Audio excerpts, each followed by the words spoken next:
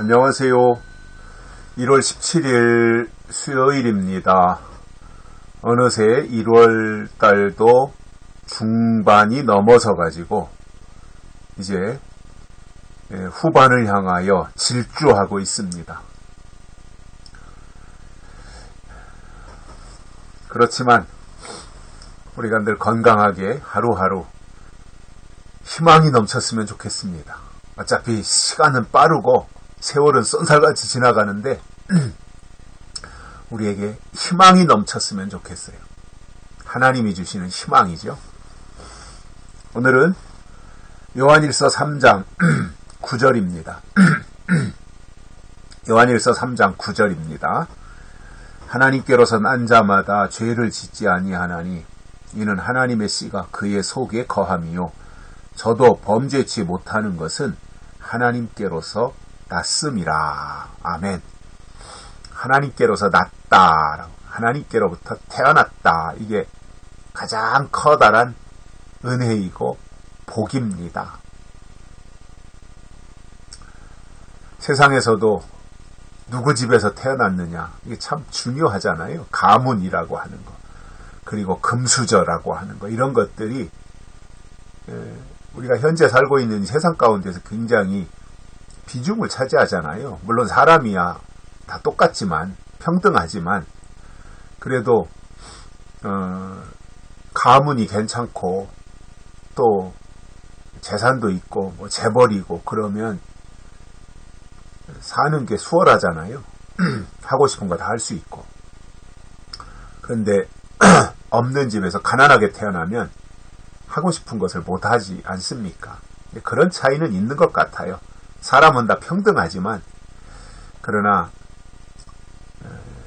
이 가문이나 전통이나 재산의 많고 적음에 따라서 하고 싶은 일을 할 수 있느냐 없느냐 이런 것은 어느 정도 판가름이 나는 것 같습니다.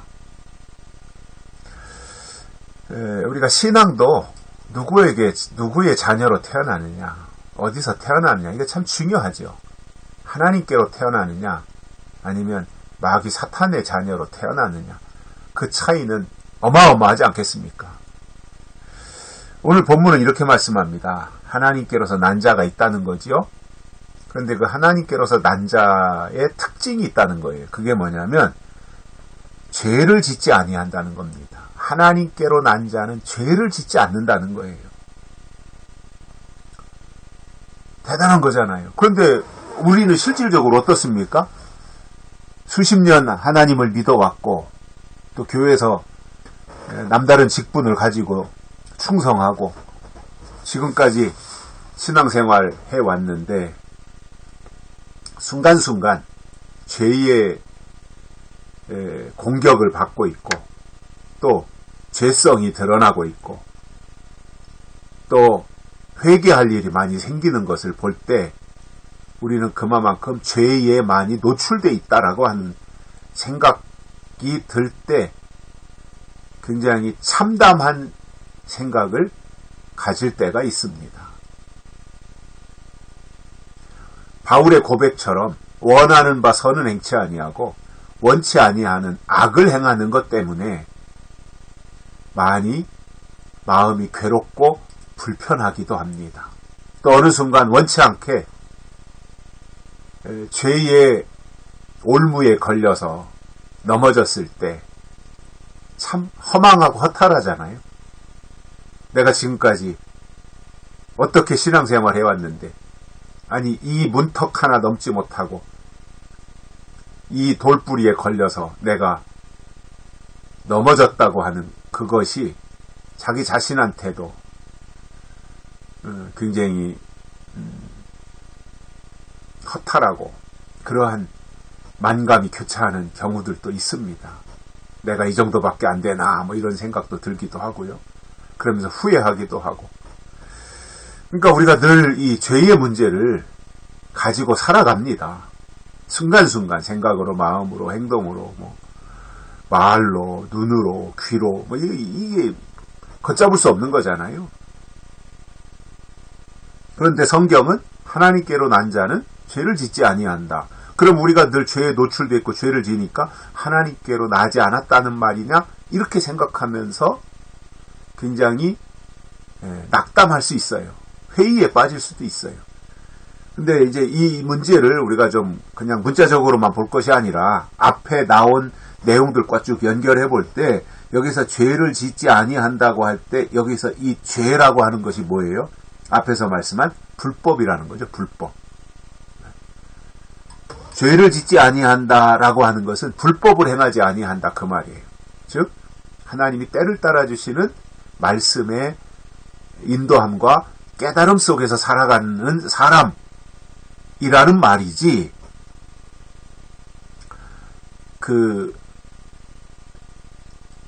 불법을 행하여 내가 너희를 도무지 알지 못하노라고 하는 그 수준에 버려지지는 않는다 그 말입니다. 그러니까 불법을 행하지 아니해야 된다는 거예요. 하나님 보실 때 우리의 믿음이 불법한 믿음에 머물러서는 안 된다는 것입니다. 그러니까 하나님께로 난 자는 불법한 죄를 짓지 아니한다는 거예요. 그러니까 불법이 뭔지 알아야 되잖아요. 불법이. 그러면 데살로니가 후서 2장에 보면 불법한 자가 나타나리니 그러면서 그 불법한 자가 누구라는 거예요? 자기를 보여 하나님이라고 하는 적그리스도를 의미하는 거죠. 그러니까 적그리스도 편에 서지 않는 거예요. 그것이 죄를 짓지 않는 거예요. 범죄, 불법을 행치 않는 거예요. 그러면 하나님께로 난 자마다 죄를 짓지 아니하는데 그 이유가 뭐예요? 죄를 짓지 않는 이유, 불법을 행하지 않는 이유가 뭐냐면 하나님의 씨가 그 속에 거하기 때문이다 이겁니다. 하나님의 씨가 있기 때문에 불법을 행하지 않는다는 말이에요. 물론 우리가 늘 넘어지기도 하고 늘 후회하기도 하고 하지만 그것과 불법과는 다른 거예요. 그 불법으로 우리가 저지르지 아니하는 이유는 하나님의 씨가 그 속에 있기 때문이다. 씨가 생명이잖아요. 그리고 씨는 하나님의 말씀이라 그랬어요. 그리고 씨는 유전자예요. 하나님의 유전자가 그 속에 있기 때문에 하나님 앞에 불법을 행하지 아니한다라는 겁니다. 그러니까 때를 따라주시는 말씀을 듣고 그리고 그 인도함을 따라가는 신앙 생활을 하는 그 상태, 이것이 씨라는 말입니다. 씨, 유전자. 그래서 신앙은 씨의 문제라고 봐요, 저는. 아브라함, 예수님도 요한복음 8장에서 아브라함을 비유로 하면서 말씀하셨거든요. 씨의 문제라고.